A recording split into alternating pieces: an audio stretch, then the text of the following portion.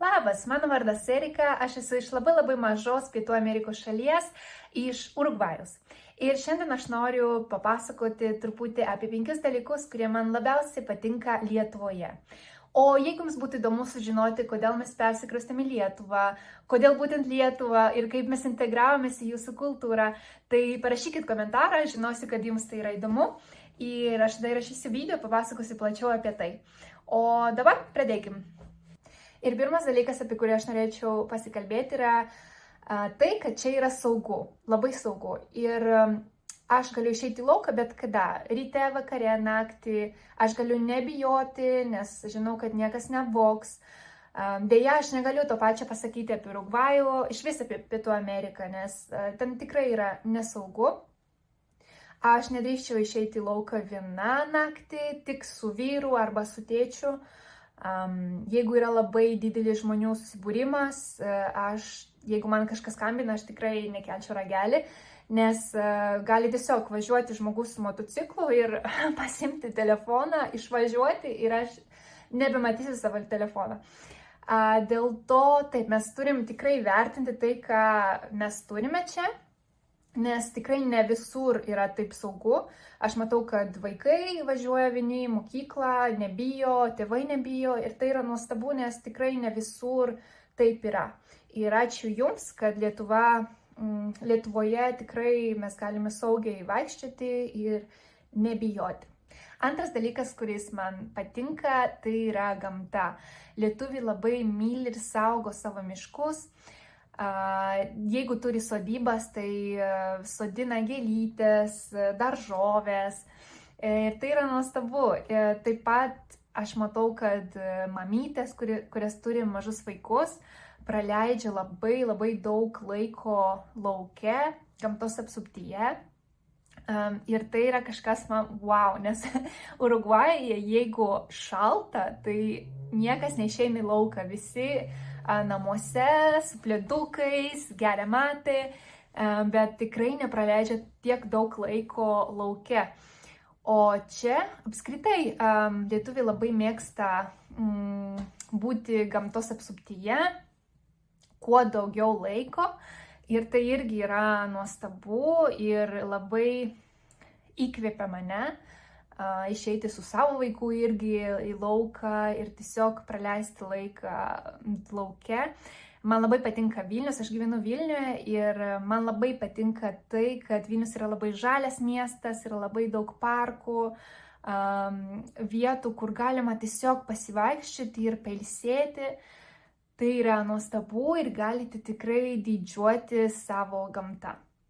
Trečias dalykas yra tai, kad lietuviai yra labai smalsus, labai daug kuo domisi. Pavyzdžiui, urugvajiečiai, jie valgo tik savo tradicinį maistą, jie nemėgsta ragauti kažkokius patiekalus iš kitų šalių arba tiesiog išbandyti kažkokią naują tradiciją. Jie tiesiog laikosi savo įpročių ir tiek.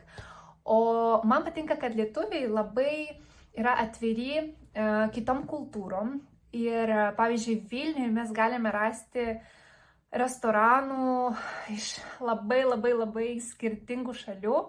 Tai yra turkiška virtuvė, lietuviška, baltarusiška, rusiška, ukrainietiška, itališka, ispaniška, labai daug visokių skirtingų. Ir tai irgi yra nuostabu ir aš matau, kad lietuviai tikrai domisi, nori sužinoti daugiau ir apie kitas šalis, ir apie kitas kultūras, tradicijas,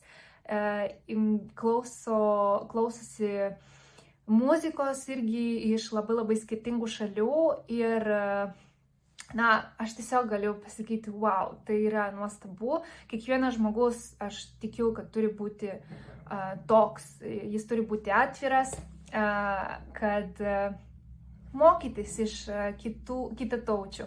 Tai irgi labai tas žodis, įkvėpia.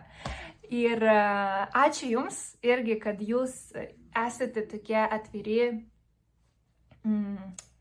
kitataučiams ir kitam mąstymui ir kitom tradicijom ir tikrai domitės tuo. Na, o ketvirtas dalykas yra tai, kad vaikus nuo pat vaikystės ragina mokytis kalbas ir kuo daugiau, tuo geriau. Urugvajuje, pavyzdžiui, taip nėra. Taip, vaikai mokosi anglų kalbos ir gali mokytis ir prancūzų kalbos, bet tai nėra labai populiaru. Angliškai urugvajiečiai kalba, bet ne taip laisvai kaip europiečiai, kaip lietuviai, nes iš tikrųjų vaikai Lietuvoje angliškai kalba laisvai ir labai gerai. Kodėl? Dėl to, kad jie žino, kad kalbas padės jiems paskui ateityje ir rasti gerą darbą ir jeigu jie nori, pavyzdžiui, išvažiuoti dirbti į užsienį, jie turi žinoti, jie privalo žinoti anglų kalbą. Urugvajiečiai, jie žino, kad Pietų Amerikoje visi kalba, beveik visi kalba ispaniškai ir jiems nėra būtina mokytis anglų kalbos, nors, aišku, jie mokosi, bet, kaip ir sakiau, ne taip laisvai kaip čia. Ir man patinka, kad taip pat Lietuvoje labai skatina ir ragina mokytis ir kitų kalbų, ir ispanų, ir italų, ir prancūzų, ir vokiečių. Mokykloje tu gali pasirinkti ne tik anglų, taip, o dar vieną kalbą, dar kitą. Ir tai irgi labai skatina vaikus mokytis ir jie žino, kad jiems to reikia ir tai jiems labai padės ateityje. Tai va, tai čia yra irgi labai didelis pliusas. Na, o paskutinis 5 punktas yra tai, kad Lietuvoje skatina valgyti sveiką maistą ir tiesiog rūpinti savo sveikatą. Mano mama pasakoja, kad kai mes atvykome į Lietuvą, buvo gimtadienis, man atrodo, kažkas atnešė tortą ir taip pat buvo labai daug vaisių, mandarinai, bananai. Ir mama pasakoja, kad vaikai prašė ne torto gabalėlį, o kad duotų vaisius. Ir ji tiesiog negalėjo patikėti, nes Urugvajuje skaniausias dalykas, kuris gali būti, yra tortas su dulce de leche, su tirštintu pienu. Čia yra wow, visi vaikai nori valgyti tortą, kuo saldesnį, tuo geriau. O čia aš suprantu, kad laiku daug kas pasikeitė ir vaikai irgi valgo daug saldumynų, bet vis tiek aš matau, kad tėvai bando patys valgyti daugiau daržovių ir vaisių ir taip pat savo vaikams duoda sveiką maistą. Ir nuo pat vaikystės jie rodo jiems pavyzdį, ką reikia valgyti. Nes Urugvajuje taip nėra. Pavyzdžiui, mano šeimoje, tai taip, mano tėvai irgi valgo sveiką maistą, bet jie daugiau pradėjo valgyti daržovės, kai atvyko čia į Lietuvą.